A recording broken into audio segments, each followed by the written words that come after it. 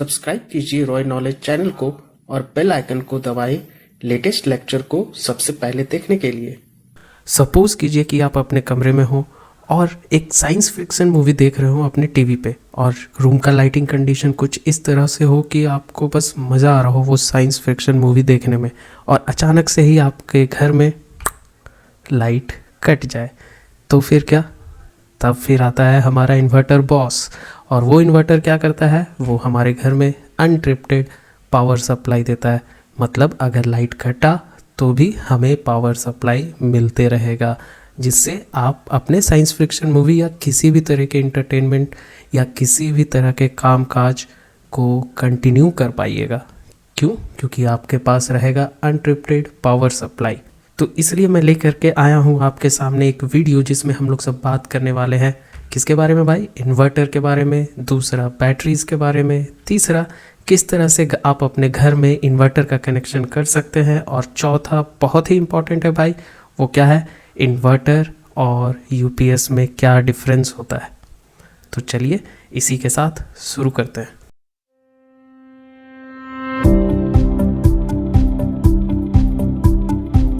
तो सबसे पहला सवाल हमारे पास ये है कि क्या होता है भाई होम पावर इन्वर्टर। तो हमारा होम पावर इन्वर्टर एक ऐसा डिवाइस होता है जिससे हमें अनइंटरप्टेड पावर सप्लाई मिलता है, जिससे हम अपने घर के सारे चीज़ों का, जैसे कि हमारा फ़ैन हो गया, टीवी हो गया, लाइट हो गया, उसको जला कर रख सकते हैं लाइट कटने के बाद भी। और ये आपके घर में कुछ इन्वर्टर इस तरह से लगा हुआ होता है। आजकल ये हर एक घरों में पाया जाता है, और ये बहुत ही बेसिक नेसेसिटी के लिए ये बहुत ही बड़ा और बहुत ही इम्पॉर्टेंट इक्विपमेंट है। ये जो इन्वर्टर होता है ये हमें different voltage and different load capacity में मिलता है। इस इन्वर्टर के साथ हमें और एक चीज़ की ज़रूरत पड़ती है, वो है बैटरीज़ की।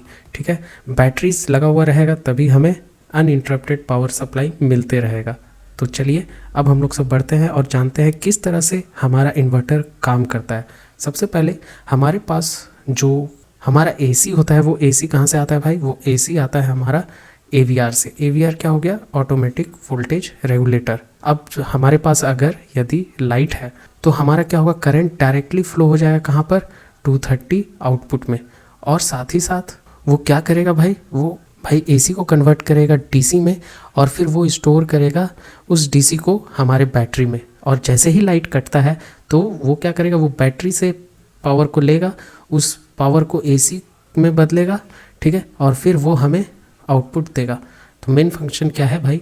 देखिए इस फिगर को देखने में आपको ये समझ में आ रहा होगा कि जब हमारे पास पावर रहता है तो वो डायरेक्ट हमको 230 वोल्ट आउटपुट दे देता है, और साथ ही साथ वो काम क्या करता है, एसी को डीसी में बदलता है, और फिर वो बैटरी में उस डीसी को डालता है। और जैसे ही पावर कट होता है तो उस बैटरी का यूटिलाइज करके वो क्या करता है, डीसी को एसी में बदलता है, और वो हमको आउटपुट 230 वोल्ट देता है। तो बेसिकली ये है एक इन्वर्टर का काम करने का तरीका। इस इन्वर्टर में सबसे इम्पॉर्टेंट पार्ट रोल अदा करता है वो है बैटरी। तो हम लोग सब सबसे पहले जान लेते हैं बैटरी, फिर हम लोग सब जानेंगे क्या होता है रेक्टिफायर और क्या होता है फिर इन्वर्टर। एक ओवरव्यू ले लीजिए। रेक्टिफायर ऐसा डिवाइस होता है जो एसी को डीसी में बदलता है, और इन्वर्टर एक ऐसा डिवाइस होता है जो डीसी को एसी में बदलता है। सो आपने इससे पहले वाले स्लाइड में देखा कि हम लोग सब क्या करते हैं कि एसी को डीसी में बदलते हैं, फिर उसको स्टोर करते हैं, लेकिन हम एसी को डायरेक्टली बैटरी में सप्लाई नहीं करते। ऐसा क्यों? सोचिए। ऐसा इसलिए होता है क्योंकि हमारे को जो एसी होता है वो क्या होता है, नंबर ऑफ साइकिल्स बनाता है, ठीक है, और ये नंबर्स ऑफ साइकिल पर सेकंड होता है अराउंड 50 और या तो 60 होता है, जिसको हम लोग सब 50 हर्ट्ज़ का बोलते हैं या फिर 60 हर्ट्ज़ का।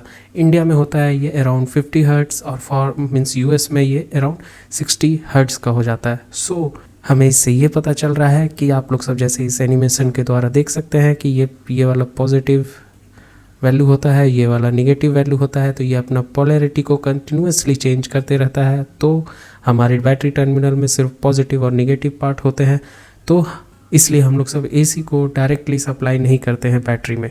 इसका रीज़न यही है कि we can not store AC in batteries because AC changes their polarity up to 50, ठीक है, when frequency is 50 hertz और 60 when frequency is 60 hertz times in a second।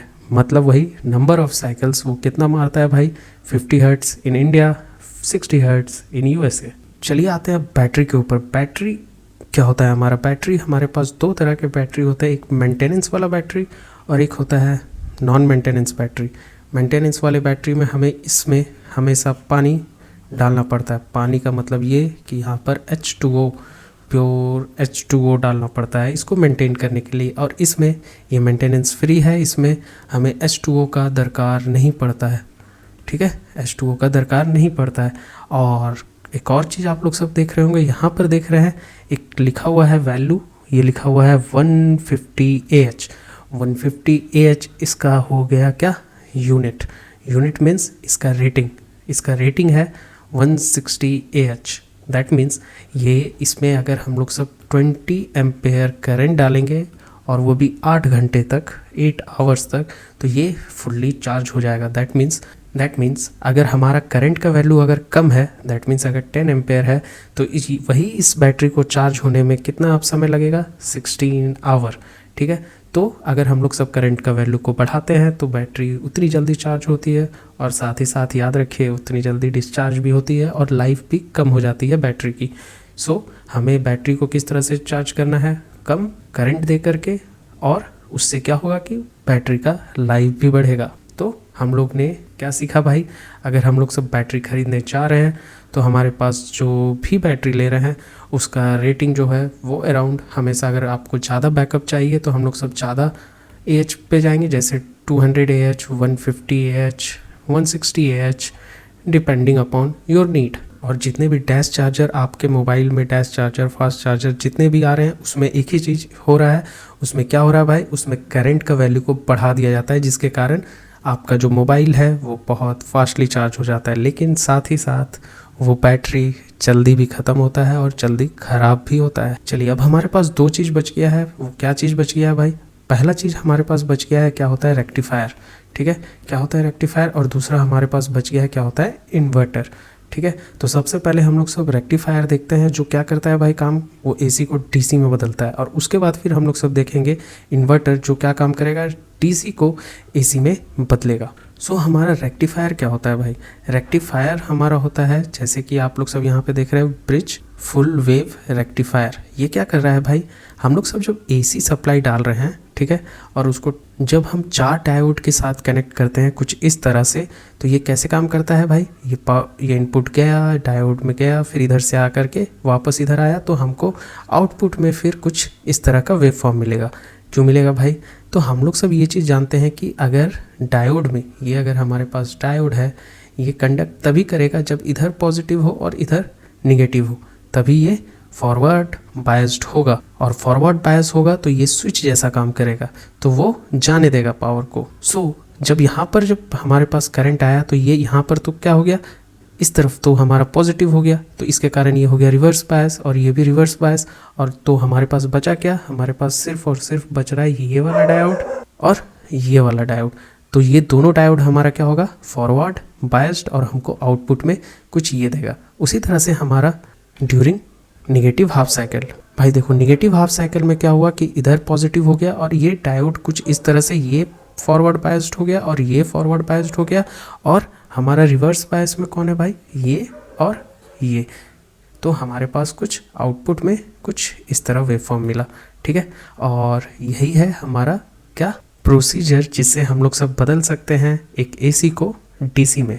अब ये DC मिल गया, अब इसके बाद हम लोग सब कुछ फ़िल्टर लगाते हैं जिससे हमें प्योर DC मिल सके, और उसके बाद फिर हम लोग सब डाल देते हैं बैटरी में, जो कि उसको स्टोर कर ले। तो चलिए बढ़ते हैं और जानते हैं क्या होता है इन्वर्टर।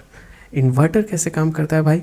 ठीक है, अब इन्वर्टर क्या ले रहा है? DC सोर्स से हमारा DC सप्लाई ले रहा है, और हमारे पास 4 स्विचेस लगे हुए हैं। ये पहला स्विच S1, ये दूसरा स्विच S2, ये तीसरा स्विच S3, और ये चौथा स्विच S4। अब ये क्या होता है भाई? ये ऑन ऑफ होता है। किस तरह से ऑन ऑफ होता है भाई? ये ऑन ऑफ ऐसी कंडीशन में होता है कि जैसे ये हमारा ऑन हुआ तो ये वाला भी ऑन हो जाएगा, ये और ये ऑन होगा, ठीक है, और ये एक साथ ऑफ होगा। ठीक है, और उससे हमारे पास क्या मिलेगा भाई? Square wave form. ये एक बस सिंप्लीफाइड इन्वर्टर सर्किट है। और ये स्विचेस क्या होते हैं भाई? ये स्विचेस होते हैं ट्रांजिस्टर। यहाँ पर हम लोग सब तीन तरह के ट्रांजिस्टर यूज़ कर सकते हैं। एक हो गया बाइपोलर जंक्शन ट्रांजिस्टर, दूसरा हो गया FET जिसको हम लोग सब बोलते हैं फील्ड इफेक्ट ट्रांजिस्टर्स, और तीसरा हमारे पास हो गया GTO जिसको हम लोग सब बोलते हैं गेट टर्न ऑफ थायरिस्टर्स। समझ में आया? चलिए आपके लिए मैं लेके आया हूँ किस तरह से घर में आप इन्वर्टर को कनेक्ट कर सकते हैं। तो देखिए हमारे पास दो वायर, एक ये ऊपर वाला हो गया लाइव वायर, रेड में जो है वो लाइव वायर हो गया, जो ब्लैक में हो गया वो न्यूट्रल वायर हो गया। अब हमारे पास क्या है कि वो एनर्जी मीटर में जाता है, और उसके बाद फिर वो एनर्जी मीटर से फिर कहाँ जाता है भाई, फ्यूज़ में हमारा, फिर वो कहाँ जाता है, MCB बॉक्स में। और उसके बाद फिर हम लोग सब क्या करते हैं, हम लोग सब कनेक्शन को दो हिस्सों में बांट लेते हैं। ठीक है, दो हिस्सों में बांटने का मतलब ये हुआ कि हम लोग सब क्या करते हैं कि जिसमें अगर हमें इन्वर्टर का सप्लाई चाहिए उसको अलग कर लेते हैं, और जिसमें हमें इन्वर्टर का सप्लाई नहीं चाहिए उसको अलग कर लेते हैं। ठीक है, तो हम लोग सब क्या किए कि न्यूट्रल का वायर लिए, एक हम अपने स्विच बॉक्स में डाले जिससे वो चार्ज होगा हमारा इन्वर्टर, और उससे क्या किए कि हम लोग सब अपने इन्वर्टर में डाल दिए, और उसके बाद फिर उसको हम लोग सब डाल दिए अपने बैटरी में। अब वो बैटरी से के फिर उसके बाद जो ये पीछे में आप लोग सब जो ये देख रहे हैं ये हमारा हो गया आउटपुट। आउटपुट से एक हम लोग सब लाइव वायर लिए, और ये लाइव वायर को कनेक्ट कर दिए अपने स्विच बोर्ड में, और वो उस स्विच बोर्ड में कुछ कनेक्शन जैसे कि हमारा टीवी हो गया, एक फ़ैन हो गया, एक लाइट हो गया, उसको हम लोग सब इन्वर्टर से कनेक्ट कर दिए। और ये जो MCB से एक और वायर आया है उससे हमने पूरे घर में कनेक्शन दे के रखा है। दैट मीन्स अगर हमारे पास लाइट है तो हमारे पास ये भी लाइट चलेगा, ये भी लाइट चलेगा, ये भी लाइट चलेगा, और ये भी फ़ैन चलेगा, और ये टीवी भी चलेगा, क्योंकि ये तो मेन सप्लाई भी रहेगा तो भी इस लाइट को और इस फ़ैन को और इस टीवी को चलने देगा, जैसे कि मैंने अभी थोड़ी देर पहले आपको समझाया। अब जैसे ही लाइट कटेगा तो ये लाइट 1, लाइट 2 और लाइट 3 तो लाइट 1 और लाइट 2 तो ऑफ हो जाएगा, लाइट 3 और फ़ैन और टीवी चलते ही रहेगा। समझे बात को? अब ये तो हो गया हमारा लाइट लोड के लिए। लाइट लोड में आता है हमारा फ़ैन, टीवी, लाइट, कंप्यूटर वगैरह जितने भी चीज़ें हैं वो आ गई हमारे लाइट लोड में। लेकिन अगर आपको फ्रिज चलाना है या हीटिंग इक्विपमेंट चलाना है, बड़े बड़े इक्विपमेंट चलाना है जिसमें पावर की दरकार बहुत ज़्यादा होती है, तो उसके लिए हम लोग सब MCB से अलग कनेक्शन वायर लेंगे और उसको अलग रखेंगे। उसको इन्वर्टर के साथ नहीं कनेक्ट करेंगे, क्योंकि उस इन्वर्टर से उसको कनेक्ट कर देंगे तो हमारा इन्वर्टर ट्रिप हो जाएगा due to lots of load. चलिए अब आते हैं कि क्या होता है डिफरेंस एक UPS और एक इन्वर्टर में। UPS और इन्वर्टर का काम करने का तरीका बिल्कुल सेम है, बस एक डिफरेंस होता है जनरली। वो पहला डिफरेंस ये होता है कि वो हमारा जो UPS होता है उसमें आपका पावर है, और पावर अगर कट गया है तो उसका जो स्विच ओवर होता है वो बहुत ही माइन्यूट टाइम में होता है, और वो माइन्यूट टाइम होता है 2 to 4 मिली सेकेंड्स। मतलब वो बहुत ही कम टाइम लेता है बैटरी मोड में आने के लिए। बट जो इन्वर्टर होता है उसमें जो स्विच ओवर टाइम होता है वो बहुत ही ज़्यादा होता है, वो अराउंड 20 to 40 मिली सेकेंड्स होता है, और जबकि UPS में 2 to 4 मिली सेकेंड्स होता है।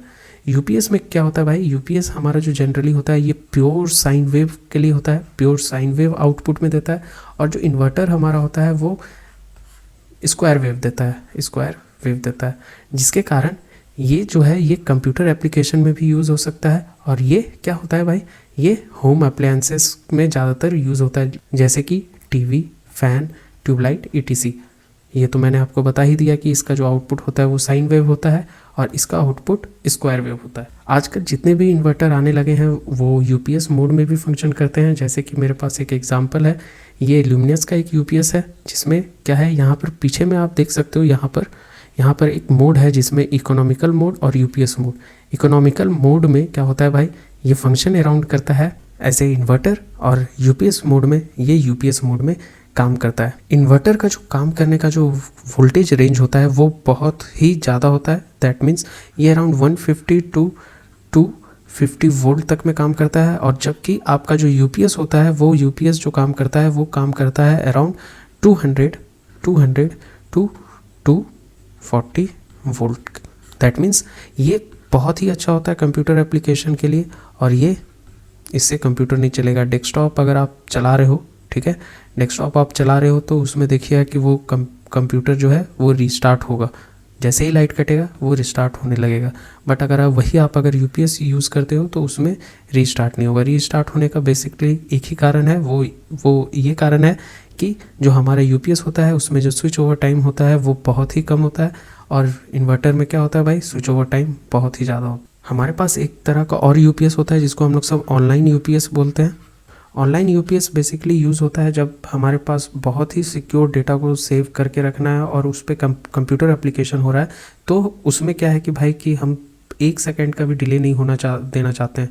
तो 1 सेकंड का भी स्विच ओवर में डिले होने नहीं देना चाहते, क्योंकि अगर थोड़ा सा भी डेटा लॉस होगा तो बहुत सारा नुकसान हो जाएगा। जैसे data server of SBI bank, जैसे कि डेटा सर्वर्स ऑफ टीसीएस, जैसे कि डेटा सर्वर्स ऑफ इन्फोसिस, वो सब क्या यूज़ करते हैं भाई, वो लोग यूज़ करते हैं ऑनलाइन यूपीएस। आशा करता हूँ कि इस वीडियो के जरिए आपको एक ओवरव्यू मिल गया होगा, क्या होता है इन्वर्टर, क्या होता है यूपीएस, क्या होता है आपका बैटरी, क्या होता है, किस तरह से हम लोग सब कनेक्शन कर सकते हैं घर में एक इन्वर्टर का। बस आपको याद रखना है ये कि आपको लाइट लोड और हीट लोड को अलग करना है, और लाइट लोड में फिर आपको देखना है कि किस में आपको इन्वर्टर का कनेक्शन देना है, तो आप उसको अलग रखेंगे और बाकी को अलग। क्योंकि अगर आप नंबर ऑफ़ डिवाइसेस बढ़ाएंगे तो वो उतना ही करंट को खींचेगा, क्योंकि सारा कनेक्शन पैरेलल में होता है घर पे, और जितना पैरेलल में कनेक्शन होगा उतना ही वो करंट को खींचेगा, और जितना जल्दी वो करंट को खींचेगा उतना जल्दी आपका बैटरी डिस्चार्ज होगा। सो आप अगर यहाँ तक वीडियो के साथ जुड़े हुए हैं तो आपको ये वीडियो ज़रूर अच्छा लगा होगा, तो आप लाइक